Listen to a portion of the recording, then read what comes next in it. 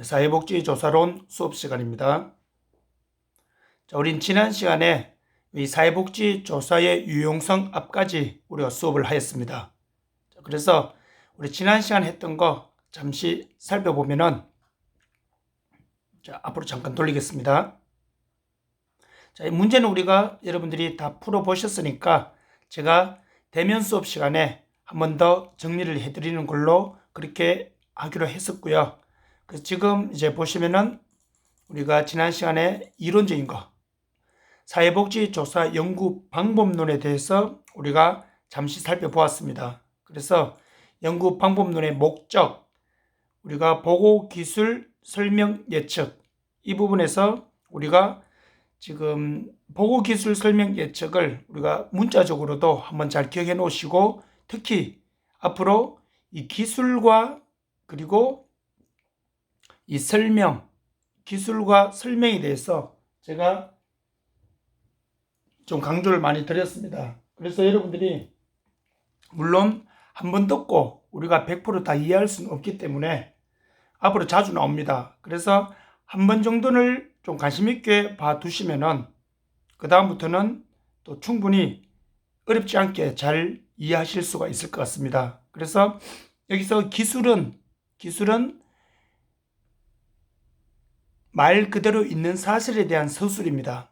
그래서 왜 그러한 결과가 나타났는지에 대한 그러한 인과관계까지 설명하는 것은 아닙니다. 그렇게 말씀을 드렸죠. 그래서 밑에 있는 설명처럼 질문에 대해서 답하지 않는다는 거, 왜 그런지에 대해서는, 거기에 대해서 답해 주는 것은 밑에 있는 설명이라고 말씀을 드렸습니다. 그래서 설명은 인과관계를 밝히는 것이다라고 제가 말씀을 드렸습니다. 자, 그렇게 이 부분은 그 정도로 이해하시면 될 것 같고요.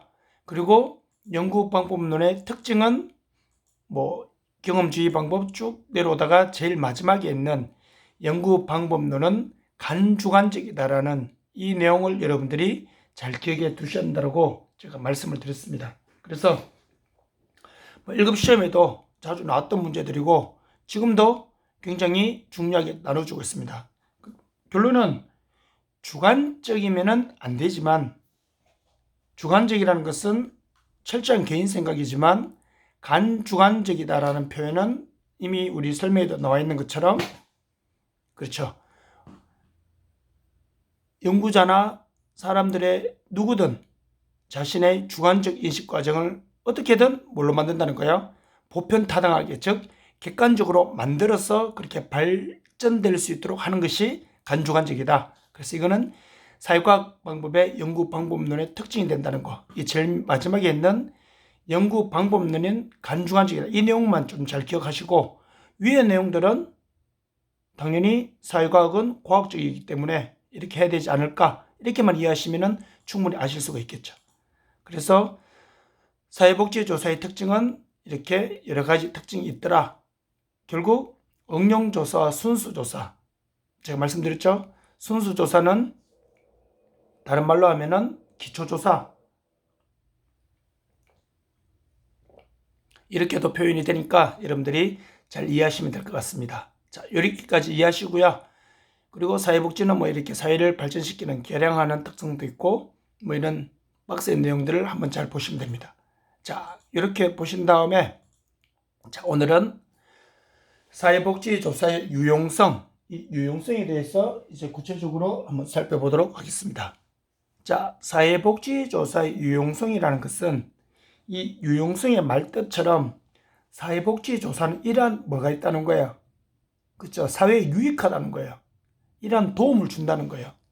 그래서 사회복지조사가 이러한 도움과 이런 유익함을 주기 때문에 인간 사회 환경에서 어떠한 욕구가 결핍되거나 또는 결핍된 욕구를 스스로 해결할 수 없는 그러한 대상자들에게 인간다운 생활을 할 수 있도록 베이스 기초를 해줄 수가 있다는 거예요. 그래서 보시면은 첫 번째, 사회복지조사 유용성에서 사회복지조사는 사회복지의 과학적 기초를 구성하는 데 도움을 준다고 그랬어요. 이 말의 말은 뭐냐면은, 자, 과학적 기초를 구성하는 데 도움을 준다는 것은 사회복지조사를 비과학적으로 주목구구식으로 어떠한 대상자 학자의 주관적인 역량에 의해서 사회복지가 만들어지고 그것이 적용이 된다면은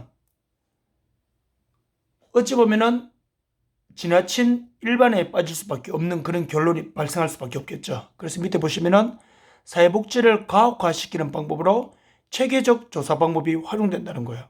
예를 들어서 지금 우리나라에서 이 가정 환경이 어려우신 분들, 그리고 생계급여가 급격히 필요하신 분들, 이런 분들을 대상으로 어느 정도의 금액을 보장해 주면은 그분들이 인간다운 생활을 할 수 있을까라는 그러한 사실은 우리가 특정한 사람 몇 명에게만 물어보고 정하면 안 된다는 거예요.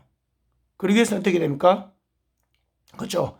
사회복지를 체계적으로 조사할 수 있는 베이스 기초를 만들어주는 게 사회복지 조사라고요. 그래서 지역별로, 연령대별로, 성별로, 그리고 심지어 학력 기준, 어느 정도 공부가 했는지, 그리고 건강상태 유무, 이러한 여러 가지 인구학적 조건을 다 점검한 다음에 조사를 하고 나서 그에 대한 결론을 뽑은 다음 일반화시켜야 된단 말이에요. 그렇기 때문에 이 사회복지 조사는 체계적인 조사 방법이 활용될 수 있도록 과학적으로 될 수 있도록 해준다. 이렇게 여러분들이 이해하시면 되겠죠. 그래서 밑에 보시면은 보다 적절한 지식과 이론, 그리고 보다 효과적인 실천을 발전시키기 위해서 사회복지는 뭐를 도모한다? 비과학화가 아니라 과학화를 도모한다. 이렇게 여러분들이 이해하시면 될 것 같습니다. 자, 다음 두 번째는 사회복지 조사 방법은 과학적 실천을 가능하게 해준다고 그랬어요. 자, 이게 바로 뭐냐면은 사회복지 조사 자체가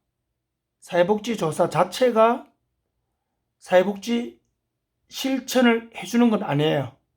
다른 말로 하면은 사회복지 조사 자체가 직접적인 사회복지 서비스를 주는 건 아니다라는 거예요.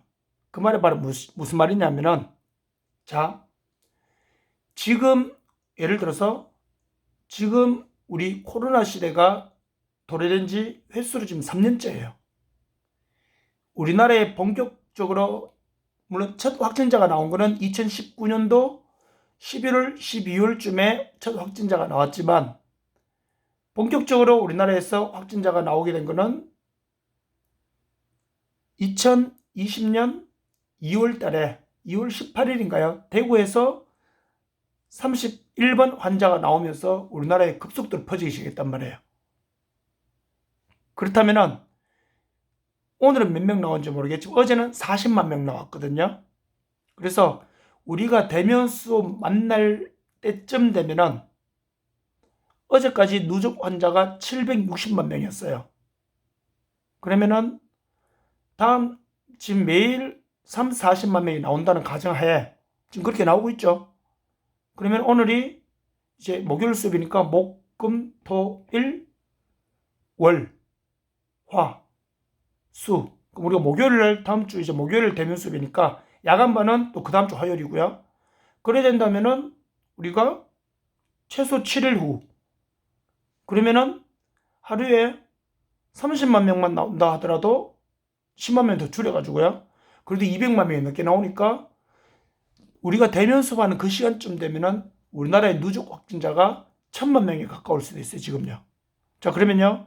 이런 시대 우리가 살아가고 있는데 일반 서민 가정도 많이 힘든 이런 시대에 우리가 코로나로 인해서 생계가 위협당하고 어려워하시는 분들이 많이 있단 말이에요.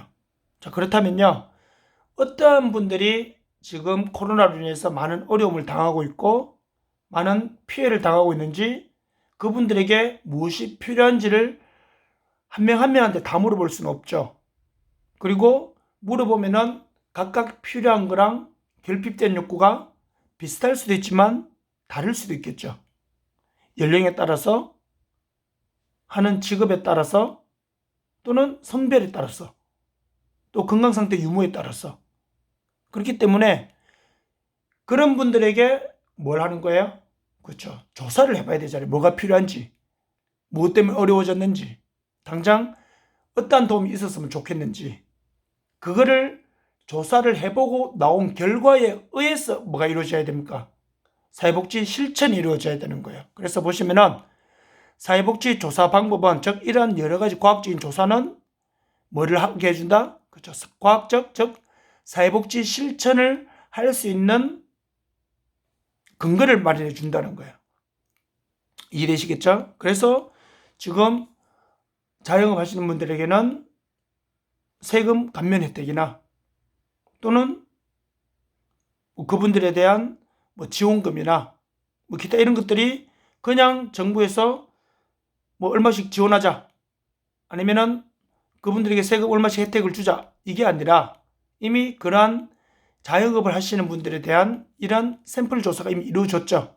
그걸 근거로 하는데 그 조사가 과학적 조사라고요. 근데 우리는 사회복지 조사는 당연히 사회복지와 관련된 업무에 국한돼서 하는 조사가 사회복지 조사가 되겠죠. 또 교육적인 부분은요, 교육적 조사가 되겠죠. 그리고 우리 경제 쪽은 또 경제 조사를 또 하겠죠. 그렇기 때문에 그런 것들이 현장에서 어떠한 서비스를 직접 주게 될 것인지 실천을 가능하게 해주는 베이스를 만들어준다. 이것이 사회복지 조사를 통해서 이루어지니까 사회복지 조사의 유익한 점이다. 이렇게 보시면 되겠죠. 그리고 세 번째는, 자 보세요. 자, 사회복지 조사는 사회복지 이론과 기술 체계를 구축하는 데 유용하다. 자, 이게 바로 뭐냐면은, 자, 밑에 보세요. 사회복지 조사를 했다는 건요, 경험적 증거, 다른 말로 하면은 관찰을 해본 거죠. 실험을 해본 거죠. 그리고요, 또 관찰했다, 실험했다, 검증했다, 객관적인 자료를 얻게 된 것들이 경험적 증거를 통해서 알 수 있잖아요. 이게 바로 뭐다? 사회복지조사 이런 것들을 제공해 줌으로 해서 뭘 하는 거예요? 그렇죠. 우리 사회에 무엇이 필요한지, 그것이 왜 필요한지, 이러한 것들을 만들어갈 수 있는 거죠. 그래서 이러한 것들을 통해서 간접적으로 사회복지 실천 기술, 즉 이러한 것들이 2번하고 거의 비슷하죠. 이러한 사회복지 조사가 이루어져야지만 현장에서 구체적인 실천을 할 수가 있는, 말 그대로 뼈대를 만들어준다, 이렇게 보시면 되겠죠. 예를 들어서 이렇게 생각해 보시면 돼요. 우리가 집이든 아니면 어떤 상점이든 어떤 건물을 지으려고 하면은 그 건물을 짓는 거는 어디서 지어야 돼요? 건물을 당연히 현장에서 지어야 되겠죠. 그런데요, 현장에서 건물 짓는 사람들이 그냥 모여가지고 몇 명이 뚝딱뚝딱 바로 지을까요? 아니거든요. 제일 먼저 선행 조건은 뭡니까? 현장에서 집을 짓기 위해서는 사무실에서 뭐부터 만들어져야 됩니까? 그렇죠. 사무실에서 당연히 설계도가 먼저 만들어져야 됩니다. 만들어진 설계도가 있어야지만 현장에서 뚝딱뚝딱 집을 만들어낼 수가 있는 거예요. 그것처럼 사회복지조사는 어찌 보면은 설계도 그리는 거라 생각하시면 돼요. 그 설계도가 만들어져야지만 뭐를 할 수 있죠? 현장에서 취약계층이나 욕구가 결핍된 사람들에게 서비스가 이루어지는, 실천이 이루어지는 거예요. 그래서 사회복지조사는 굳이 비유하자면은 집을 짓기 전에, 현장에서 집을 짓기 전에 사무실에서 설계도 그리는 그런 어찌 보면은 과정이다, 이렇게 보시면 돼요. 그리고 그 과정이 있어야지만 실천할 수 있는, 어찌 보면은 효시가 될 수 있겠죠. 그렇게 여러분들이 봐주시면 될 것 같아요. 자, 이렇게 사회복지 조사의 유용성이 있고요. 자, 그럼 다시 볼게요. 이제 사회복지 조사의 한계입니다.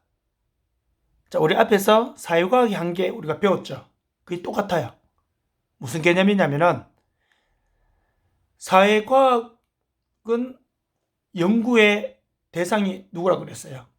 그 자연과학과 사회과학의 차이점 제가 박스로 설명할 때, 사회과학의 한계는 인간을 대상으로 하기 때문에, 인간이 대상이기 때문에 이런 한계에 붙일 수밖에 없다, 이렇게 보시면 충분히 다 이해하시기 쉽다 그랬죠. 그것처럼 사회복지조사는 사회과학 안에 있거든요. 더 구체적인 현상이에요. 그렇기 때문에 사회복지조사의 한계도 여러분들이 똑같이 보시면 돼요. 바로 뭐다? 대상이 사람이기 때문에. 그래서 이런 어려움이 있을 수밖에 없구나라고 이해하시면 충분히 어렵지 않게 우리가 이해하실 수 있어요. 무슨 말이냐면은 지금 이 화면에 나와 있는 경험적 인식의 제한성부터 제일 밑에 있는 개인의 가치와 선호, 이 부분을 여러분들이 하나하나 다 외우실 필요가 없다고요. 사람을 대상으로 하니까 이런 게 이렇게 하면 안 되는구나, 안 되는구나, 안 되는구나, 안 되는구나라고 여러분들이 뭐만 하시면 된다? 읽으시고 이임하시면 돼요. 자, 보세요. 자, 경험적 인식의 제한성. 이 말은 다른 말로 하면은, 자, 밑에 설명 볼게요. 인간의 경험적 인식의 범위에는 뭐가 있다고 그랬어요? 한계. 인간의 경험적 인식의 범위에 한계가 있다는 말, 다른 말로 하면요, 인간이 대상이기 때문에 인간을 대상으로 마음대로 무엇을 할 수 없다, 이 말일까요? 제가 계속 말씀드리고 있죠? 뭘까요? 그렇죠. 마음대로 인간을 대상으로 실험도 할 수 없어요. 마음대로 인간을 대상으로 관찰도 안 됩니다. 고지된 동의를 통해서 관찰과 실험이 이루어져야 된다고 말씀드렸죠. 하지만 실험 대상자가 동의를 했다 하더라도 그것이 반인륜적인 문제, 즉 윤리적으로 엄청난 인권 문제에 부딪히는 것은 연구에 대해서 알려주고 그 연구에 대해서 동의했다 하더라도 그거는 법적으로 처벌을 받습니다. 그렇기 때문에 고지된 동의가 이루어졌다 하더라도 할 수 없는 연구가 많단 말이에요. 예를 들어서 뭐 제약회사에서 어찌 보면은 경제가 파산한 분들에게 이 제약 신약 임상 실험에 참여해 주시면은 돈을 많이 주겠다 이래 하면은 뭐 이런 표현 죄송한 표현이지만 어차피 지금 내가 파산한 상태에서 이래도 죽고 저래도 죽을 상황인데 그래 이래라도 하자 이런 사람들이 혹 있을 수도 있단 말이에요. 그런데 고지를 하고 동의를 얻는 다음 이렇게 하면은 합법적이냐? 안 된다는 거예요. 그렇기 때문에 사회복지 조사의 한계는 바로 경험적 인식의 제한성, 즉 인간을 대상으로 하기 때문에 이런 마음대로 연구가 안 된다는 것을 여러분들이 잘 이해하시면 될 것 같습니다. 자, 다음 연구 대상, 이거는 볼 필요 없죠? 연구 대상은 당연히 누가 대상이요? 사람이 대상이기 때문에 자, 믿어보자. 사회과학은 인간과 관련된 사회현상을 연구 대상으로 하여 과학적, 이 말이 뭐냐면은 위하고 똑같아요. 연구 대상이 사람이니까 모든 과학적인 방법을 다 사용할 수가 없다, 이렇게 보시면 돼요. 그리고 당연히 무슨 문제에 부딪혀요? 윤리적인 문제에 부딪힐 수밖에 없죠. 그리고요, 지리적 제약. 뭐냐면은 이건 여러 가지로 해석이 될 수 있는데 지리적 제약이라는 건요, 여러분 이렇게 보시면 돼요. 예를 들어서 제가 예전에 수업 시간에도 한번 말씀드린지 모르겠지만 우리 사회복지조사는 사람을 대상으로 한단 말이에요. 그래서 전라도와 경상도는 기후 조건이 조금 달라요. 특히 이 우리나라 남부지방하고 북부지방, 즉 강원도와 춘천, 강원도 춘천이죠. 그리고 위쪽 지방과 아래쪽 지방은 기후차가 많이 난단 말이에요. 특히 겨울에. 뭐 여름에는 어차피 똑같이 덥지만 겨울엔 기후차가 많이 나요. 대구에는 영하 10도, 15도면 진짜 춥잖아요. 근데 철원이나 저쪽으로 가면은 겨울에 영하 10도, 15도는 기본이에요. 어떤 경우에는 영하 20도, 30도까지 올라가는 경우도 가끔씩 있잖아요. 완전 한파가 왔을 때는요. 그렇기 때문에 그러다 보니까 사람들의 식생활 습관이 조금씩 달라요. 특히 겨울에 김장이 전국적으로 이루어지지만 조금 달라요. 음식 문화가. 그처럼 그런데 강원도 철원에 사는 예를 들어서 뭐 멍멍이나 경상도, 제주도 이렇게 남쪽에 사는 멍멍이나 주인이 주는 음식은 똑같이 먹는단 말이에요. 예를 들어서 뭐 공장에서 나오는 사료는 전라도에 있는 멍멍이나 강원도 철원이나 제주도에 있는 멍멍이들은 똑같이 먹어도 아무 상관없단 말이에요. 그런데 사람은 다르다는 거예요. 그렇기 때문에 경상도 남부지방에서 겨울 음식 문화에 대해서 이렇게 조사한 다음 우리나라가 이렇구나라고 이렇게 해버리면은 강원도하고는 좀 차이가 많겠죠. 그렇기 때문에 사람이 대상이기 때문에 사람은 살아가면서 뭐를 만들어내냐면은 문화를 만들어내요.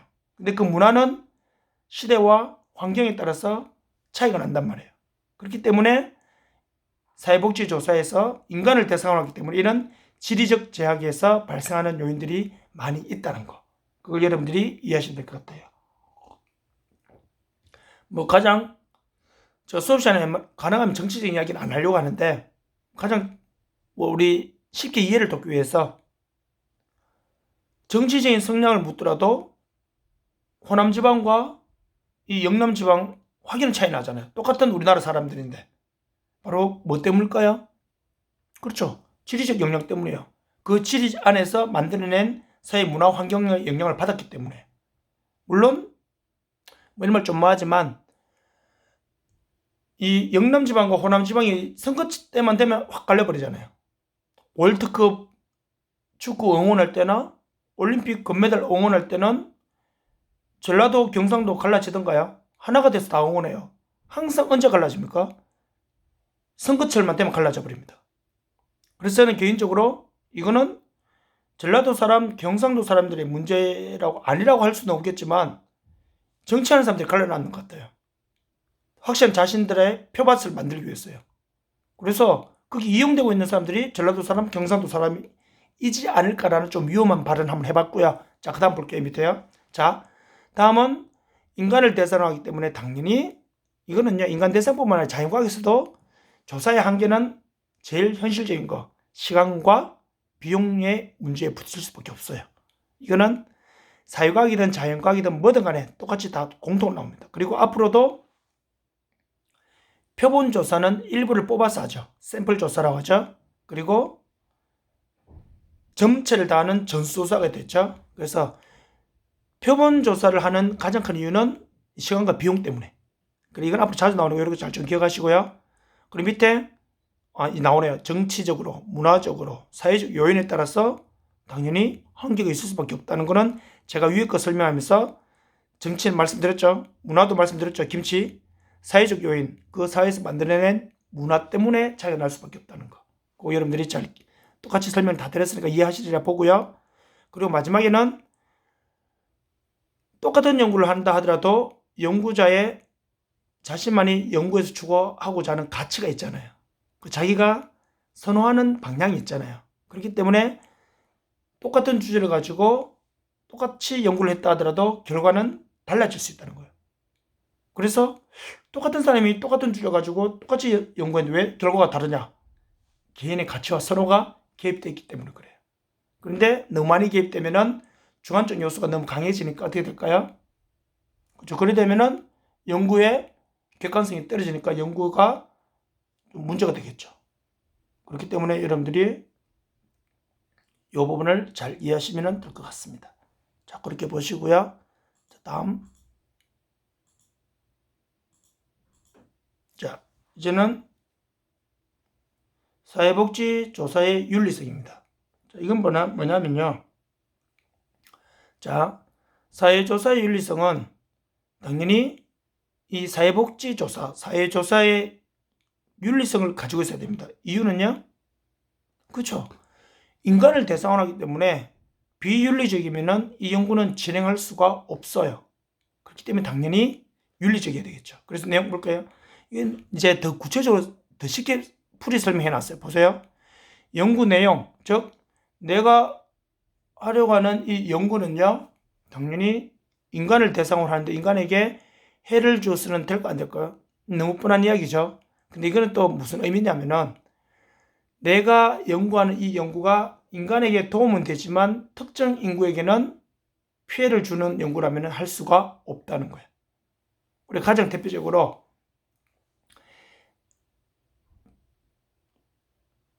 뭐 옛날 학자들이 그런 말 많이 했잖아요. 다수의 행복을 위해서는 소수의 행복은 무시될 수 있다. 이런 것들도 우리가 사회과학 조사에서는 이루어지면 안 된다는 거예요. 왜요? 윤리적 문제에 부딪히니까요. 그렇기 때문에 여러분들이 연구 내용이 인간에게 당연히 해를 주어서는 안 되는 거고요. 그리고 연구하는 그 내용이나 그 주제가 사회적 윤리에 어긋나지 않아야 된다고. 즉, 그 사회에 정한 도덕적 기준에 맞아야 된다고요. 아무리 연구 대상자가 연구에 동의를 했다 하더라도 그 연구 주제가 그 사회에서 받아들일 수 없는 주제라면 이루어져서는 안 되겠죠. 그래서 밑에 보시면은 뭡니까? 제가 누누이 말씀드렸던 거. 고지된 동의가 필요하다. 이 내용을 여러분들이 잘 이해하시고, 그런데 전제 조건은요, 고지된 동의가 된다 하더라도 모든 연구를 다 할 수 있는 것은 아니다라는 거. 그래서 고지된 동의는 알려주고 그 연구를 하는 거죠. 그러다 보니까 일반화가 어렵다는 것. 즉, 이 연구를 통해서 나온 결과가 모두가 그렇다라고 보기에는 한계가 있을 수밖에 없다. 이렇게 보시면 됩니다. 그리고 밑에 보시면은 연구 대상자가 당연히 사람이기 때문에 그 사람에게 이런 피해를 주면 안 되겠죠. 그리고 연구 대상자가 참여할 때는 고지된 동의를 기반으로 하되 결정은 강압적인 게 아니라 연구 대상자가 자기 스스로 자기가 결정해서 그 연구에 참여한다는 거. 자기 결정권. 그리고 그로 인해서 이제 이런 연구를 통해서 연구 결과가 이제 어떻게 될까요? 그렇죠. 연구 결과가 이제 나오겠죠. 연구 결과가 나오면은, 자, 보세요. 연구에 참여했던 조사 대상자의 자신의 뭐가 밝혀질까요? 조사 대상자의 어찌 보면은 자신의 밝히고 싶지 않았던 내용들도 밝혀질 수가 있겠죠.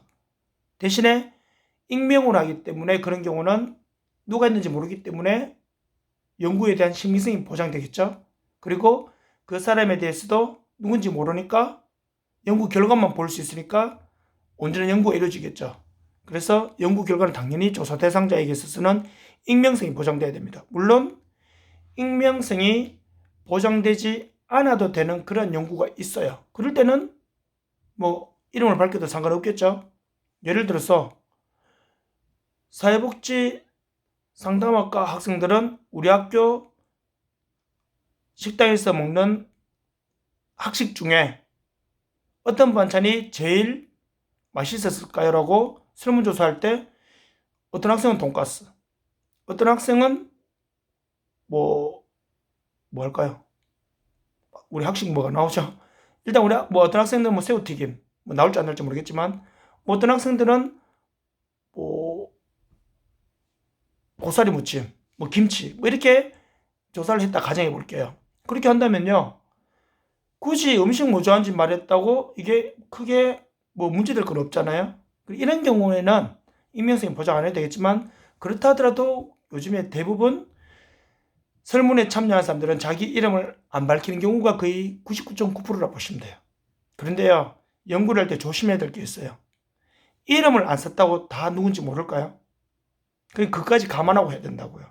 예를 들어서 제가 예전에요, 여성가족부에서는 우리 이제 사무실에서 하는 이 사업 때문에 여성가족부에서 주관하는 양성평등 그 교육을 받으러 갔단 말이에요. 서울에서 했었거든요. 양성평등원에 가서 교육을 받았는데 입소해서 2박 3일을 받았어요.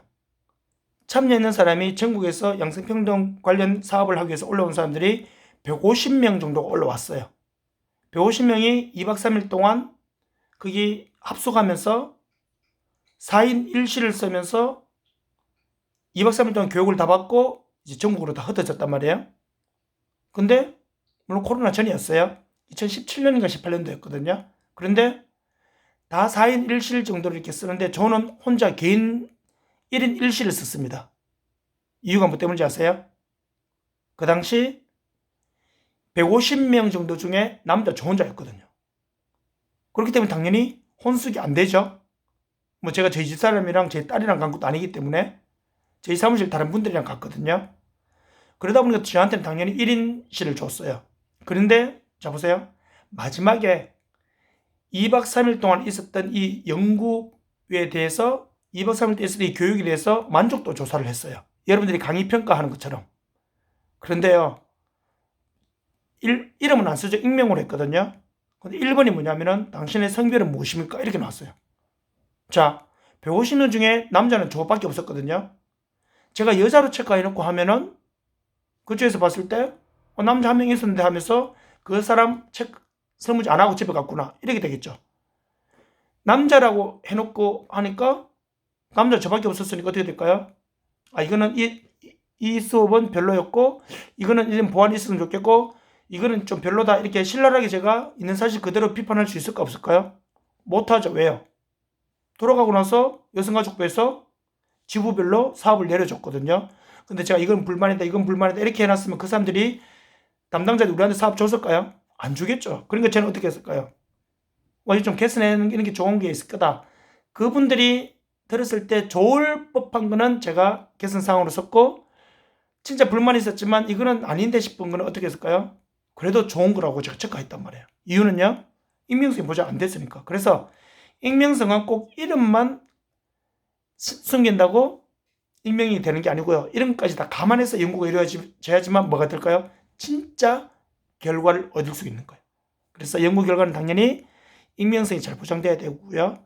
그리고 자료에 대해서는 당연히 비밀 보장이 이루어져야 되겠죠. 그리고 무엇보다 요즘 중요한 시대는 표절 금지. 다른 사람 걸 인용할 수는 있어요. 근데 인용한 다음에 마지막에는 뭐를 써야 될까요? 참고문헌에다가 누구 거를 봤다라고 표시를 해놔야 됩니다. 본문에는 각 줄을 달아놔야 되고요. 다른 사람 거 인용해놓고 꼭 지가 있는 것처럼 각주도 안 달고 참고문헌도 안 써놓으면요. 이게 표절이 돼버리는 거죠. 그렇게 일단 여러분들이 보시면 될 것 같습니다. 자, 다음 이제 문제 한번 풀어볼까요? 자, 우리가 지금 2챕터에서 우리가 했던 내용이거든요. 그래서 우리가 온라인에서 이루어졌기 때문에 조금 한계는 있지만 그나마 다행인 거는 2챕터에서 우리가 했던 내용들은 우리가 대면 수업에서 했던 내용들하고 거의 많이 중복되는데 내용은 좀 다르지만 전제 조건만 다르면 돼요. 사람이기 때문에 이렇게 보시면요. 전혀 어려울 거 하나도 없어요. 이해 못하실 것도 없고 막 심각하게 외워야 될 것도 없고요. 그래서 외워야 될 거는 제가 우리 처음 시작할 때 연구 방법론에 4가지 있었죠. 보고, 기술, 설명, 예측. 이 4가지 중에서 기술은 왜 그런지에 대해서만 언급하는 것이 아니라 있는 사실 그대로 기술해 주는 거. 왜 그런지에 대해서 설명까지 해야 되는 인과관계를 밝히는 건 설명이겠죠. 이 2개만 좀 잘 기억하라 했죠. 1번 답은 당연히 가나다라가 되겠죠. 그 앞에 박스 보시면 되겠고요.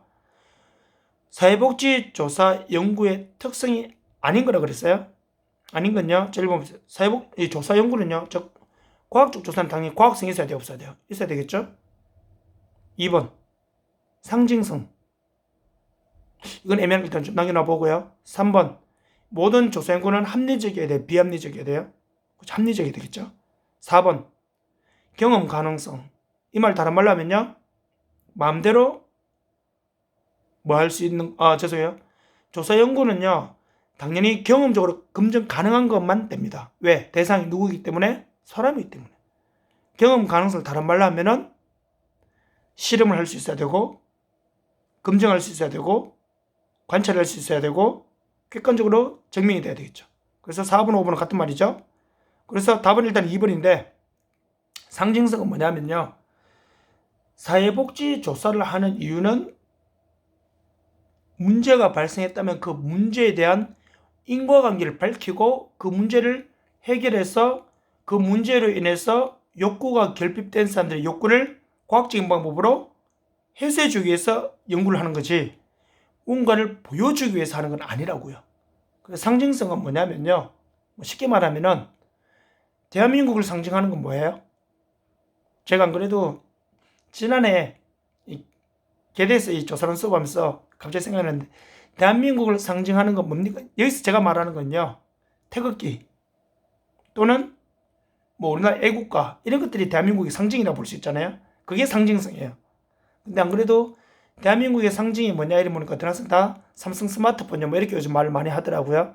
시대가 완전 달라져 버렸죠. 자, 아무튼요. 일단 여기서 여러분들이 잘 이렇게 이해하시면 될 것 같고요. 그리고 자, 사회복지조사의 한계 속하는 것으로 옳은 걸 했어요. 자, 사람을 대상으로 하기 때문에 자 볼까요? 사람을 대상으로 하니까 경험적 인식은 무제한일까요? 제한될까요? 경험적 인식이 다른 말로 하면은 마음대로 실험을 할 수 있느냐 없느냐 이 말이죠. 1번은 당연히 그래. 가는 뭡니까? 경험적 인식에 당연히 제한이 있을 수밖에 없죠. 두 번째, 시험의 비용은 이건 자연과학이든 사회과학이든 사회복지조사든 경제조사든 무슨 조사든 간에 시험의 비용의 제약은 어느 조사든 있을 수밖에 없어요. 다는 사람을 대상으로 하니까 지리적 제약. 제가 김치 이야기하면서 이런 이야기 했었죠. 그럼 멍멍이 사료 이야기하면서요. 맞겠죠? 가치 중립적. 사회복지조사는요.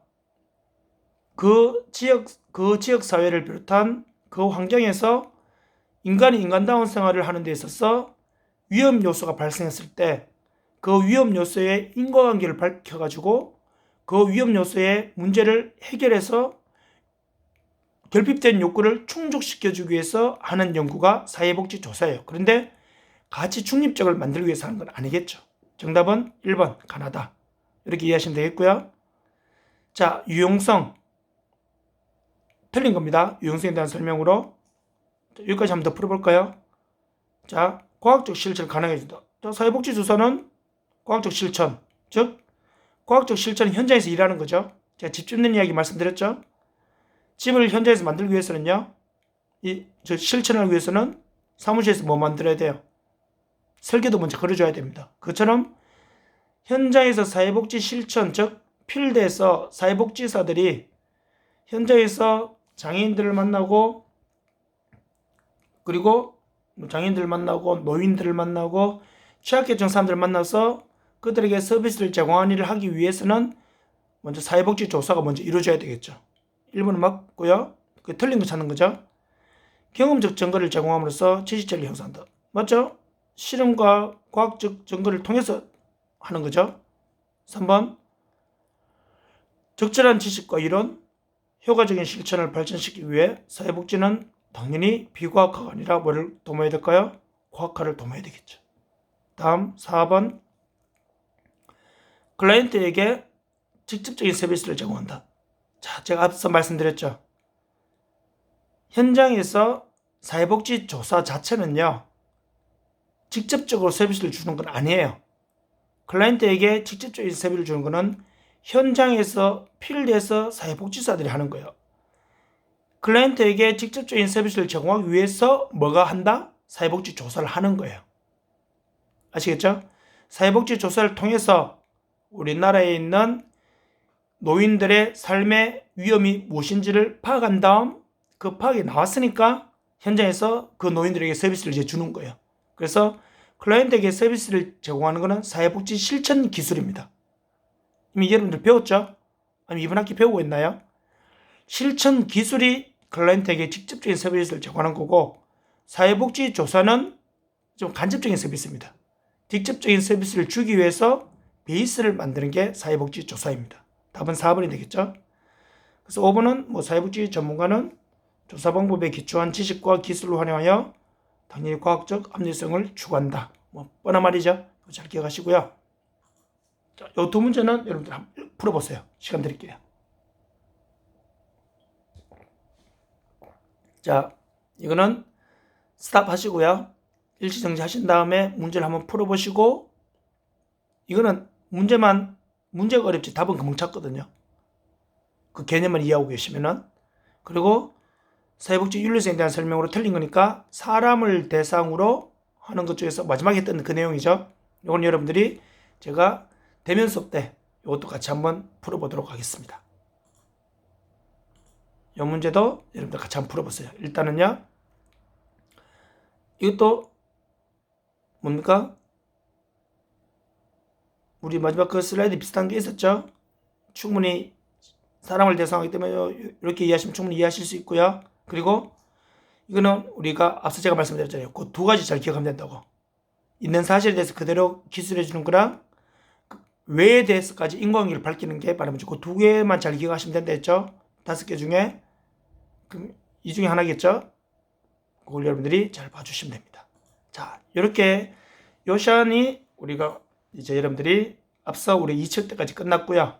이제 다음 시간에는 사회조사의 형태와 절차에 대해서 여기서 이제 중요한 거는요. 이 조사 연구 과정 6개는 무조건 외우셔야 됩니다. 이제 꼭 외워야 될 게 이제 처음 나왔어요. 이 내용은 우리가 다음 영상에서 수업에 하도록 하겠습니다. 이 영상까지 아니죠. 이 영상 수강하시고 40분짜리 하나 더 올라올 거거든요. 그거 수강하시면은 이제 대면 학교에서 다른 특별한 조치 없으면은 대면 수업 오시면 되는데, 지난번에도 말씀드린 것처럼 주간반은 3월 22일 아니죠. 3월 24일 수업 올 때까지 이 영상을 다 듣고 오셔야 되고요. 야간반은 3월 29일 오실 때까지 이 수업을 다 듣고 오셔야 됩니다. 자, 수고하셨고요. 다음 수업에 뵙도록 하겠습니다.